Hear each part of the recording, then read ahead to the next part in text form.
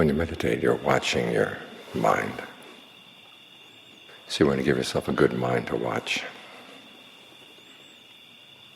Good not in the sense of being smart and book learning, more in the sense of having good qualities of the heart. A mind that's used to acting on impulses for generosity, virtue, goodwill. Because that kind of mind is easy to watch. You want to understand the different steps and the processes of how it creates a thought, how it creates a state of being, state of becoming. It's a lot easier to watch when it's creating good states of becoming, acting on good thoughts. Because it'd be hard to see all the nefarious intentions you usually give into if that's your habit. Years back I was teaching a meditation retreat, co-teaching a meditation retreat. And one afternoon one of the retreatants just started breaking down and crying. It was really freaky. He was heaving deep sobs. And everyone else in the room was sitting very quiet as if nothing were happening. I found out later, one, that he was a former drug dealer, and somehow sitting and getting one really quiet, it came to him how many lives he had ruined. The other thing I learned was that this is a common occurrence in meditation retreats. Take people right off the street with no further training, no basic training in virtue, no basic training in generosity. And things come up. This is why Ajahn Suwat was so right that other time he was teaching the meditation retreat at IMS. The people were really grim. He said they're grim because they don't have any good background in virtue, no good background in generosity. Part of it, he said, was when you have practiced generosity and practiced virtue, you gain some confidence in the Buddha, that this path he's teaching is a path of happiness. But also, as I said, if you are used to acting on good intentions, and when you want to understand the process of how an intention is formed and the internal dialogue that goes around it, it's a lot easier to watch when the intentions have been good.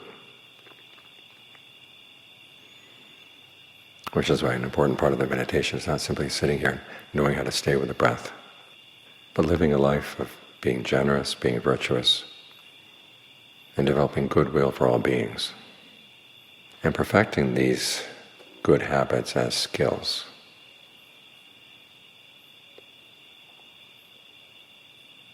In other words, you want to get it right.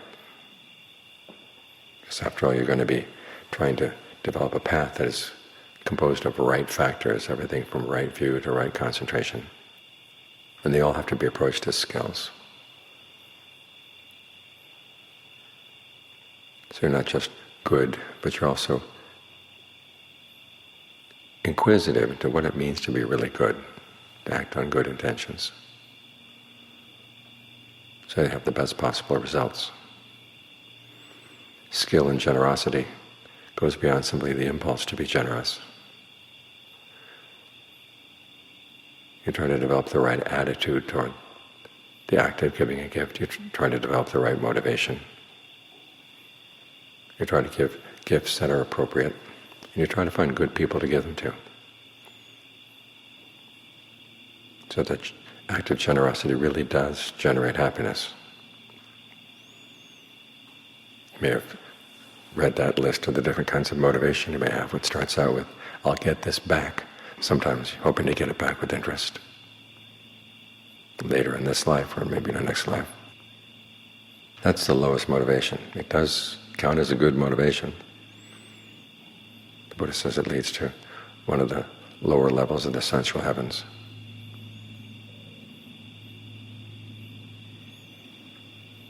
But there are higher motivations. Simply the fact that you reflect on that giving is good. It's a good thing to do.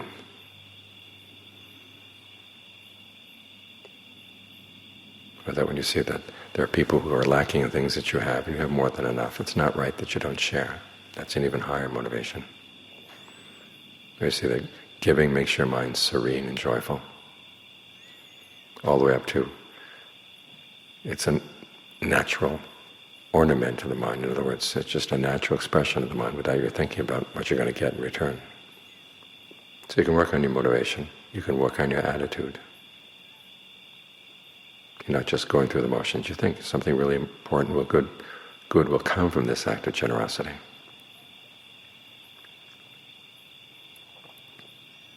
You give gifts that are appropriate.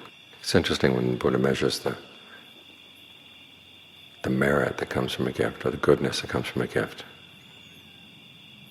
He never talks about the monetary value of the gift, aside from saying that it's good to give a gift that, when you're thinking about things that you might use, you give at least as good as the things you ordinarily use.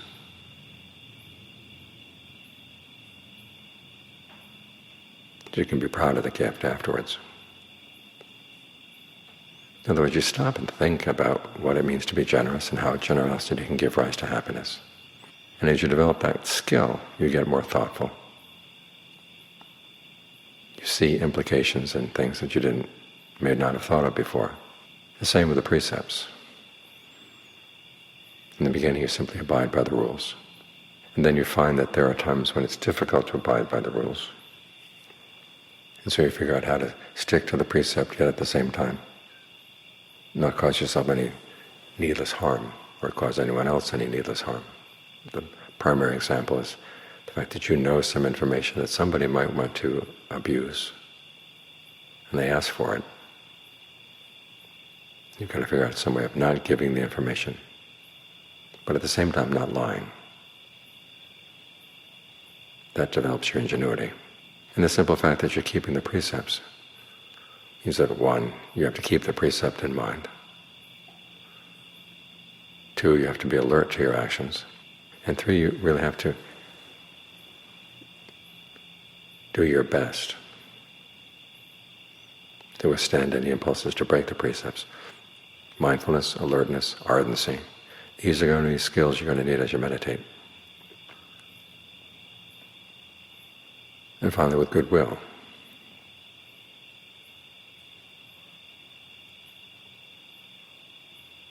As you spread thoughts of goodwill, you stop to think about what does it mean, may all beings be happy. And you realize you're wishing for them to create the causes for happiness. At the same time, you're learning how to resist any impulse to ill will.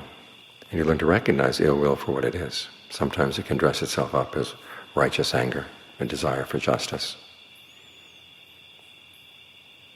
But when you see somebody suffer, no matter how bad that person has been in the past, it does count as a form of ill will. So you've got to be careful, and you learn how to watch your mind this way. And you learn what it means to create a state of goodwill. It's not a natural expression of your innate nature, because it's just as easy to have ill will for other people as it is to have goodwill. Because we're trying to take this human goodwill that we have, which tends to be partial, and we're trying to make it universal. That requires verbal fabrication, mental fabrication, all the components of a good state of concentration.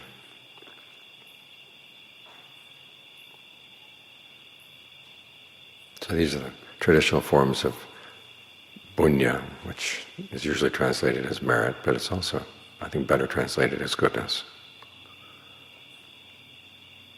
And all too often they're treated as something totally separate from the practice of meditation, but they're very much entwined, because they prepare the mind.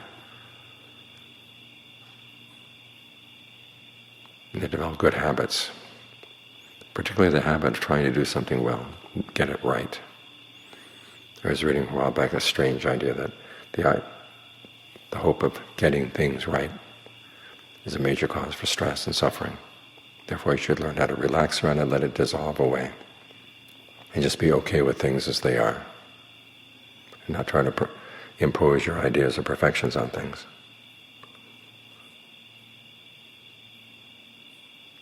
That may be based on a misreading of the Satipatthana Sutta, where it talks about seeing feelings arising and passing away, discerning.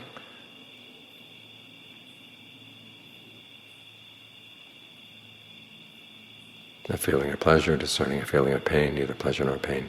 Seeing mind states arising and passing away. Restricted mind, unrestricted mind. Concentrated, unconcentrated. It makes it sound like you just watch whatever's going to happen without wanting it to be good or bad. But when you look at the list of feelings the Buddha talks about, they're feelings of the flesh, feelings not of the flesh. Feelings of the flesh are things that happen pretty much willy-nilly.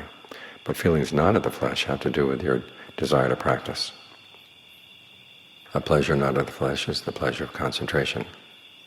That's not going to happen on its own. A pain not of the flesh comes from your desire to gain awakening. That's a good pain. It's a pain that can help motivate you. Of course, equanimity not of the flesh would be the equanimity that comes from getting into the fourth jhana. Again, that's something you have to do. In terms of mind states, they're usually paired: concentrated, unconcentrated, released, unreleased. The implication being that an unskillful mind state is there, you want to switch it over to its skillful counterpart. So we are trying to get it right. After all, the duty of mindfulness is not simply to watch things arise and pass away. But if there's something you know that is skillful, that's not there in your mind, you try to give rise to it. You're mindful to give rise to it. Once something has arisen this way, then you try to maintain and make sure it doesn't pass away. This is called mindfulness as a governing principle. So you are trying to get it right. But you're learning to find joy in getting it right. You don't treat it as a chore. As with any skill, there comes a sense of pride, a sense of self-esteem, and it's healthy pride, healthy self-esteem. That's all to the good. Sometimes people like to quote that passage from Ajahn Mun's poem, where he talks about one of the final things you have to get over as you practice the path is the desire to be good. The implication being, as they say, well, you can let go of that one pretty early on. But that's not what he says. Look at somebody who really tried to make something good out of himself. Everything in the training, from the most minor rules all the way up to the practice of liberation, he tried to master it. As his students said, he made himself totally Dhamma. And he didn't do that by not trying to be good, not trying to get it right. It was trying to get it right that put him in a position where he could finally let go of right and wrong. Because he'd mastered things, he'd brought his mind to completion.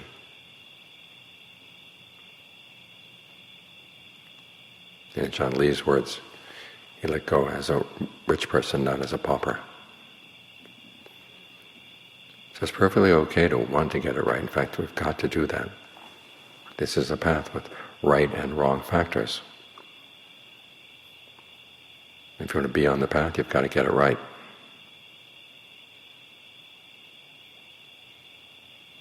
The trick is learning how to enjoy it as you do it. And as you develop the right attitude, it does become a joy.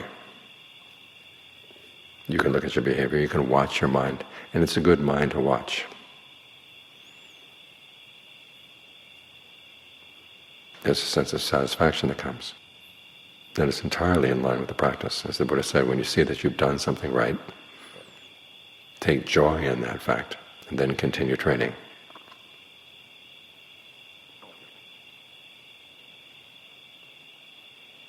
That's the right attitude to have.